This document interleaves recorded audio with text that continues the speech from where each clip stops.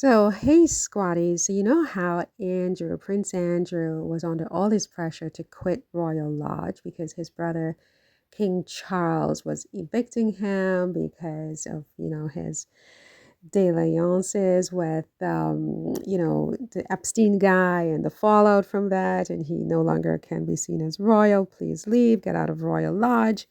And this has been going on for at least 4 years, I think, at this point. And Andrew has not left. And finally, because he does have a long term lease, but finally, it seems that Charles threatened to cut off Andrew's financing, which I think he did. But Andrew then came up with his own financing, and it seems that Andrew will be remaining at Royal Lodge. Now, how did Andrew get all this money? I mean, it's millions of dollars a year just for the security.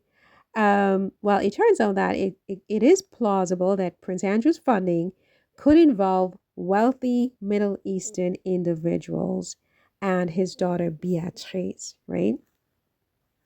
So Andrew, apparently, he has a history of associating with influential figures in the region and outside the region. I mean, he rubs shoulders with very, very wealthy people who want access to the royal family in some way, shape, or form. They want to be associated with the royal family, even with Andrew, even though he has been excommunicated by his own mother and his brother, King Charles, because of his connections to Jeffrey Epstein. Um, Now, if his daughter, Princess Beatrice, who recently was in the Middle East, rubbing shoulders with very, very wealthy people at a prestigious event called the Adipec Energy Conference. And apparently she's a key to where Andrew is getting his financing. Now, if Beatrice, who is engaging with these high-ranking Middle Eastern power players at prestigious events like the Adipec Energy Conference and private gatherings with such key industry leaders, it does raise questions about whether these connections are benefiting her father indirectly or directly, for that matter, right?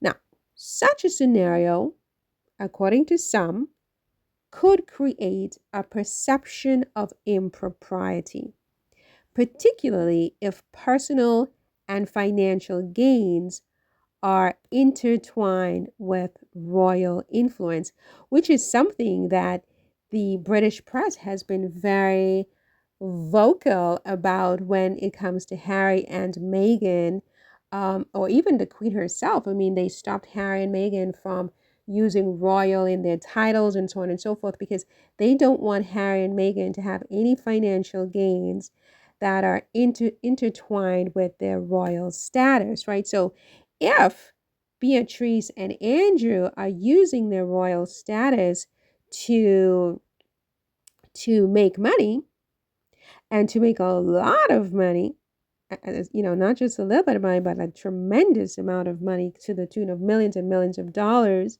that allows Andrew to stay in Royal Lodge and pay annual security bills for $2 million a year or something like that, right? If his security bill alone is $2 million, imagine how much it actually costs to stay at Royal Lodge, right? If they are getting this through their royal influence and getting these financial gains that are intertwined with royal influence, then there is an argument that can be made that there is a perception of impropriety here. Do you agree or disagree with that? I think the potential for a conflict of interest is significant here when it comes to Beatrice and Andrew's connection with these individuals in the Middle East. Prince Andrew's status as a royal, even though he has stepped back from official duties, it still carries symbolic weight, right? If he or his family appear to leverage this status to secure funding or favorable deals, it risks undermining the royal family's commitment to impartiality and public service, which itself is a joke, given that we just heard that Charles and William are slumlords, that Channel 4 documentary that they did recently, and how they're not even paying taxes on these millions and millions of dollars from the Duchy of Lancaster and the Duchy of Cornwall. And they're these slumlords who are not even taking care of the people that are their subjects in this context. So, the idea that, Andrew's business deals with Middle Eastern rich guys is somehow undermining the royal family's commitment to impartiality and public service is a little bit of a joke, but it's still a thing. It's still a concern for a lot of people because transparency is essential to avoid any suggestion that royal privilege is being exploited for private benefit, right? And in this case, if in fact Beatrice is going over to the Middle East to shake hands and rub shoulders with these rich guys in the Middle East, these oil tycoons or however they make their money at this point, and then she brings it back to her father so he can stay in Royal Lodge, I don't know. I just think that people have a right to be concerned. And I think the concern is intensifying because it does seem like Beatrice's networking activities aligns closely with her father's financial needs, you guys. I don't know what you think about that, but it's just my own opinion and observation here. Now, Andrew owes the public, arguably anyway, and the royal family and the press an explanation if his private dealings or those facilitated by Beatrice blur the lines between royal duties and personal gain. That's just my opinion, right? The scrutiny, I think, is heightened by the Royal Lodge controversy and his past scandals, which have already tarnished the family's image, right? While he may argue for privacy in personal financial matters, the expectation of accountability is heightened by his ongoing use of taxpayer funded or crown affiliated resources, right? Because at the end of the day, Royal Lodge is a taxpayer funded resource, right? Even if he's paying for his expenses. Now, the lack of clarity in this situation with Beatrice and the men in the Middle East and Andrew and the money fosters a veneer of impropriety, especially if the source of Andrew's financial support remains opaque.